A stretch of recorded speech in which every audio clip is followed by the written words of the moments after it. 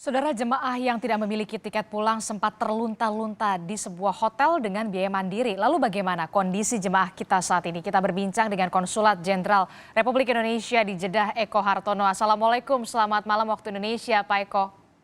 Waalaikumsalam warahmatullahi wabarakatuh. Selamat sore waktu Jeddah, Pak. Pak Eko, saya ingin konfirmasi dulu kepada Pak Eko supaya kita juga terang benderang soal video yang viral jemaah umroh terlunta-lunta bahkan sampai menangis itu video lama pada saat tahun lalu atau video terbaru?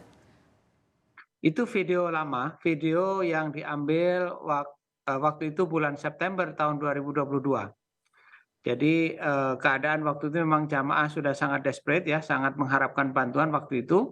Dan begitu kita KJRI, begitu kita mendapatkan laporan, segera kemudian kita adakan tindak lanjut.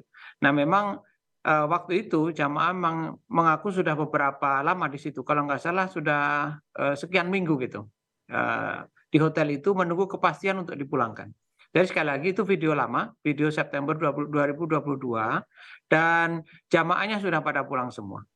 Oke, jadi kita clear ya, itu video viral di media sosial yang sedang ramai diperbincangkan itu adalah video pada bulan September 2022. Pada saat bulan September 2022 ini, dari data Konjen RI di Jeddah ini ada berapa jemaah umroh yang terlantar atau terlunta-lunta akibat oknum agen travel umroh ini, Pak Eko?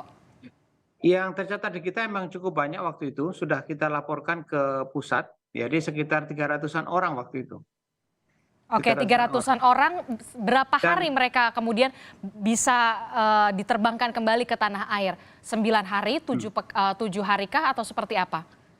nah, jadi yang 300 orang itu bukan terjadi pada satu masa seperti tadi misalnya bulan September, tapi itu sudah terjadi, beberapa bulan sebelumnya.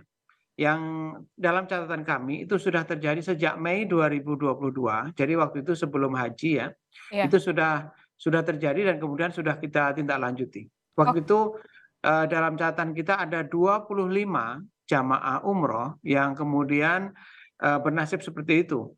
Artinya, ditipu ya karena kemudian, tidak ada tiket untuk kepulangan. Nah itu 25 orang waktu itu pada tanggal 24 Mei 2022. Nah kemudian ada lagi kejadian dan kemudian sampai kemudian bulan, September itu yang kemudian viral. Jadi, kalau kita hitung total perkiraan kami, hitungan kami itu mulai bulan September sampai, mulai bulan Mei maksud saya sampai kira-kira September itu sekitar 300-an yang, apa namanya, merasa tertipu seperti ini. oke, jadi dari bulan Mei 2022 sampai bulan September 2022 ini tercatat dari Konjen Republik Indonesia di Jeddah ini ada 300 jemaah umroh yang terlantar atau terlunta-lunta. Ini apakah dari travel agent yang sama, Naila Safaah Wisata Mandiri atau berbeda?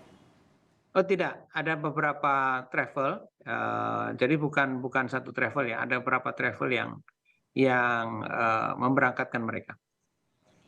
Oke, dari KJRI sendiri seperti apa mendapatkan laporan berupa surat, telepon, atau seperti apa sampai akhirnya ini berhasil diungkap, KJRI kemudian memulangkan dengan proses pemulangan atau bagaimana? Ya, jadi biasanya kita, mendapatkan telepon ya, pemberitahuan dari salah satu jamaah atau mungkin saudara atau rekan dari jamaah itu, apakah itu dari Indonesia atau mungkin juga warga, yang ada di sini di Arab Saudi, kemudian segera kita tindak lanjuti. Nah memang, sayangnya dalam beberapa kesempatan itu setelah sekian hari mereka, tertunda kepulangannya, baru kemudian kita mendapatkan laporan. Nah jadi, tapi prinsipnya segera setelah kita memperoleh laporan, kemudian segera kita tindak lanjuti dan kemudian, kita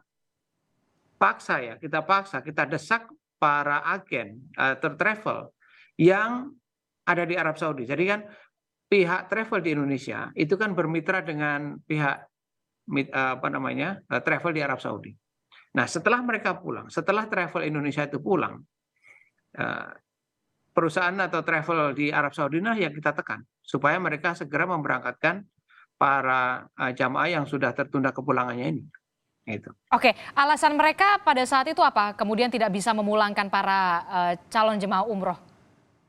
tidak jelas kenapa mereka, mestinya tidak ada alasan bagi mereka untuk tidak memulangkan karena flight juga tersedia. Kalau misalnya alasannya karena ketidaksediaan flight, tidak mungkin kan mereka sudah booking sejak sebelum keberangkatan.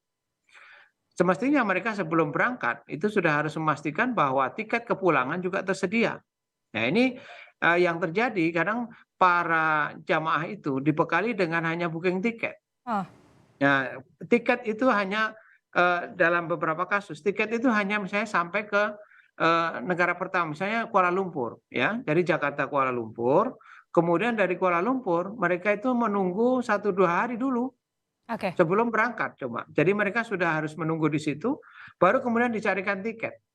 Dari Kuala Lumpur mereka terbang lagi, kadang tidak langsung ke Arab Saudi, ada yang terbang dulu ke Sri Lanka.